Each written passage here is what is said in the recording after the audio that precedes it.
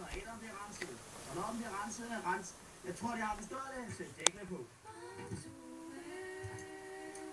Men først, Rudolfi, der skal vi jo til vildhedskonkurrencen.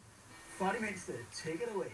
Ja, men 2000 tak til dig, der er dagens vinder. Dagens vinder, vildhed rent faktisk kommer fra Tilde på 13 år. Tilde på 13. Ja, det er korrekt. Hun skriver, 2 bedemænd. 2 hvide bedemænd. Korrekt. 2 hvide bedemænd er ved at proppe en ordentlig klippersand nære ind i en brændeovn. Så siger den ene bedemand til den anden, så skal der nok bages brunkær. Men så pakkede nære nu lige pludselig på låget, ikke? Og så er nok bare ud. Jeg er ikke død alligevel. Og hvad så? Det er sgu da lige meget, mand. Fordi det er sjovt. Fordi det er sandt. Og derfor kan du til en plan hvid chokolade. Karsten?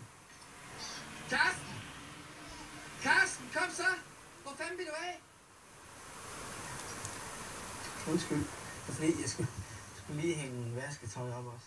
Først mine behov, så din pligter, ikke også? Ja, undskyld. Det er meget, der skulle huske rækkefølgen. Karsten har simpelthen været så utidig i dag, ikke også? Og derfor skal han dø i aften. Ikke også? Skal det? Det skal du. Det kan ikke nytte noget.